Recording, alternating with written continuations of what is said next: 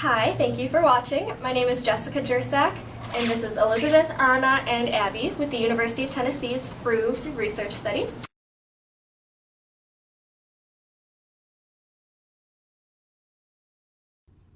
For the height measurement, the participant should look straight ahead with their eyesight parallel to the ground, not tilting their head up or down.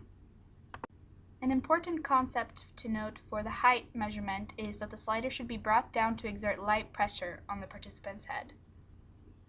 Please ask the participant to take their hair out of any ponytails, buns, etc., and to remove any hair clips on top of their head that may affect the measurement.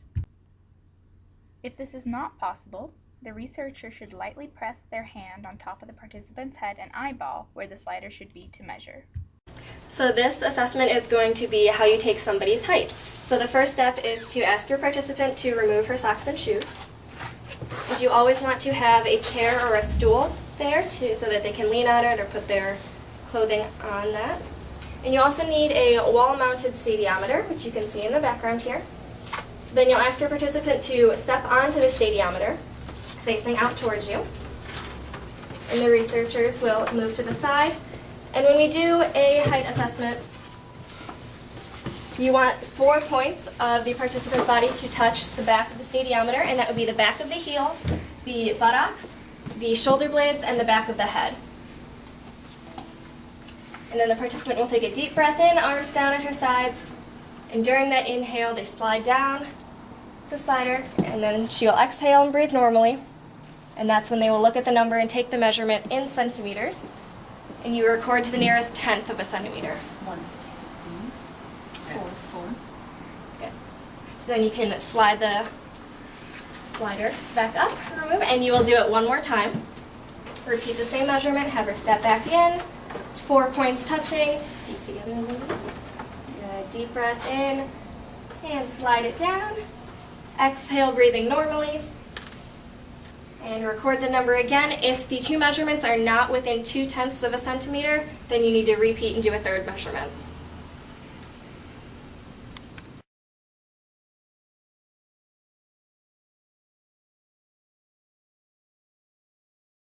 For the weight assessment, the instrument would be a research-grade calibrated digital scale, and it needs to be placed on a non-carpeted flat surface. The first step in the weight assessment is to ask the participant to remove his or her shoes and socks. You also want to ask them to remove any excess bulky clothing, so sweatshirts, jackets, things like that. And then the participant will step on the scale facing away. And then hold very still. You get a reading to the nearest 10th kilogram. You record that on your sheet and ask the participant to step back off. The scale will zero, and then you repeat the measurement, asking them to step back on and recording the weight. All measurements for weight need to be within 0.2 kilograms of each other.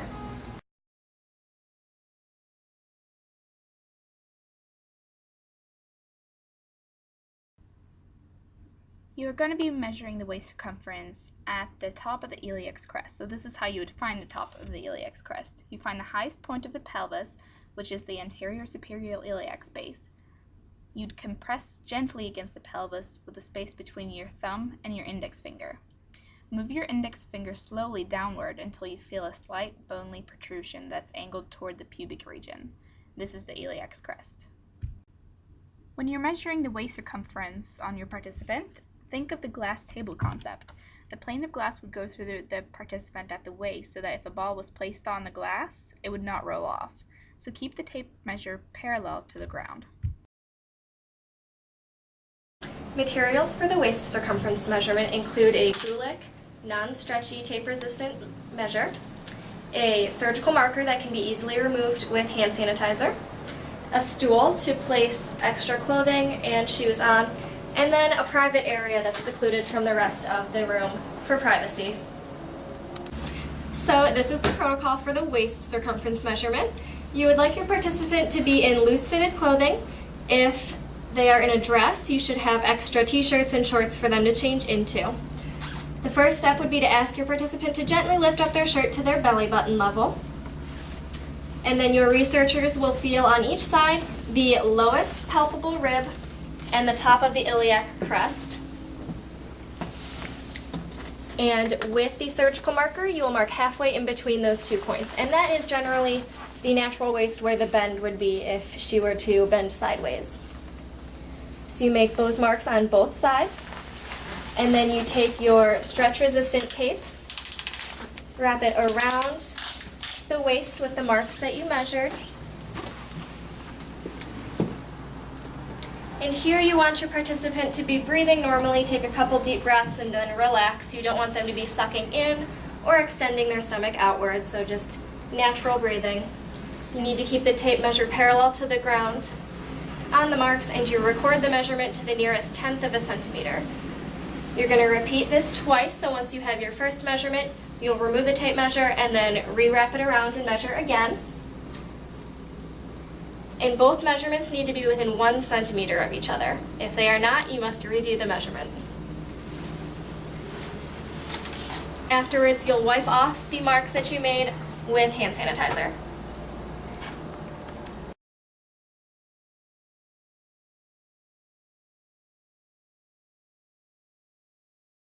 When measuring the hip circumference measurement, we're going to think of the glass table concept again.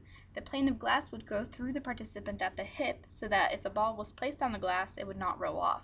So keep the measurement, again, parallel to the ground. For the hip circumference measurement, the only instrument that you need would be the stretch-resistant tape. You also need a stool to provide place for either sitting down or extra clothing to sit, and then also just to be in a private area so that the participant is comfortable where they're getting their measurement taken. So this is the procedure for the hip circumference measurement. It's very similar to the waist circumference, except the measurement will be taken around the widest part of the participant's buttocks. Special concerns with this measurement: you do not want to read the measurement right in front of the participant. You want to go on the side of their body near their hips so that you do not make them uncomfortable.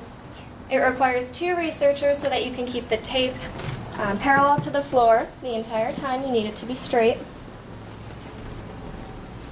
And also similar to the waist circumference, you will record your measurement to the nearest 1/10 of a centimeter.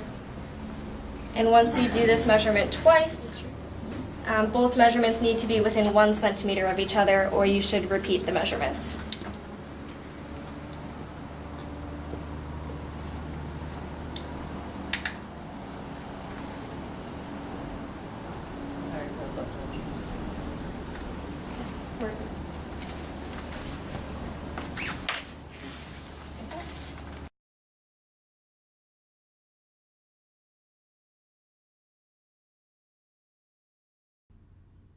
When performing the neck circumference measurement, you want to make sure that you think of the glass table concept again. The plane of glass will go through the participant at the neck so that if a ball was placed on the glass, it would not roll off. Again, keep the tape measure parallel to the ground. For the neck circumference measurement, the only instrument needed is the stretch-resistant tape measure. For the neck circumference measurement, you are going to take the circumference around the Adam's apple of the neck. So you would ask your participant to swallow so you can gently feel where the Adam's apple is, and where it rests is where you're going to place the tape measure around. You may need to help hold the participant's hair up or back. If they can pull it up into a ponytail, then that would be helpful. And again, it takes 2 researchers so that you can have the tape parallel to the floor, and you record within 1/10 of a centimeter.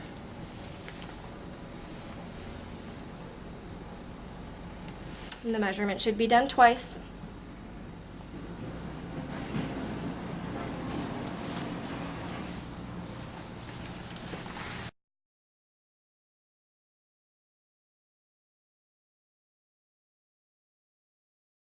For the blood pressure measurement, required materials would be a research-grade digital blood pressure monitor, a table to hold the monitor and the participant's arm, a chair for the participant to sit in, and a watch to measure 5 minutes before you actually take the measurement. So after the participant sits quietly for 5 minutes in a secluded area, you will ask him or her to put their elbow and their palm up on the table.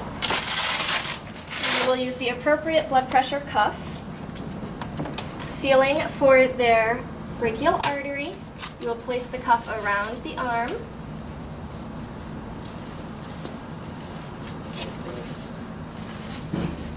And then ask the participant to relax, and you will start the machine.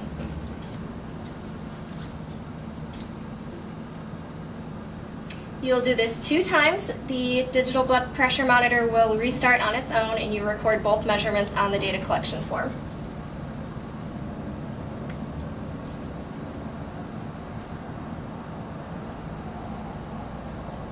Afterwards, you'll remove the cuff, and that will be all.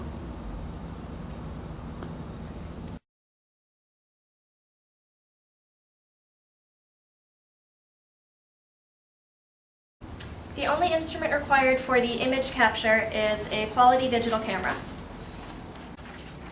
The participant for the image capture will have a sheet of paper that has their state ID and their participant ID written in permanent marker on the top.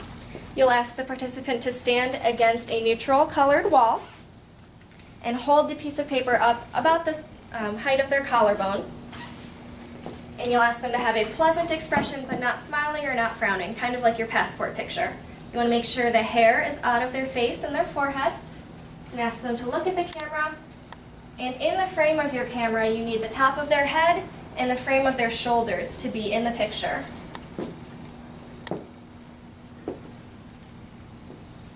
And you want to make sure that you get the top of their head, their shoulders, and the ID number in that picture.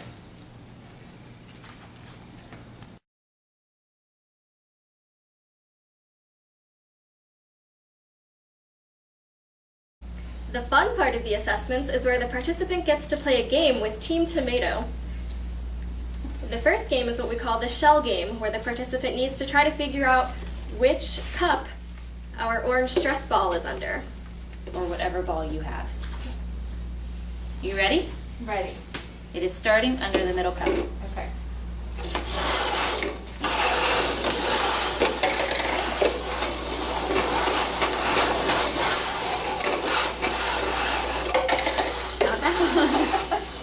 Can we start over so that I don't look so bad?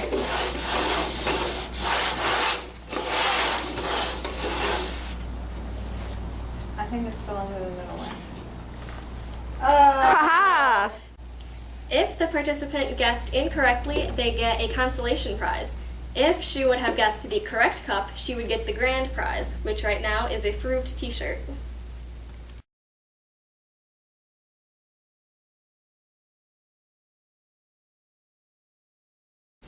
The second game that participants can play with Team Tomato is a race Team Tomato cup stacking game. So in order to race, you each have to have your towers built 4, 3, 2, and 1. Many people already will know how to play this game. And then you are going to take down the tower into one single stack and then rebuild the entire tower. However, they can do it as fast as they can. And once you have the entire tower rebuilt, you are done. And the first person to have the tower completely built without falling over wins. Are you ready? Ready. Set. Oh wait, we have to start with our hands on the table. And Jess will count off for us. Ready, set, go!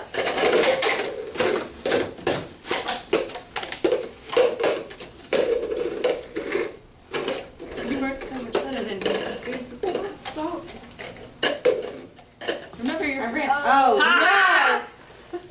Sabotage! If the participant beats Team Tomato in the race, they would get the grand prize. If they did not beat the dealer or the Team Tomato, they would get the consolation prize.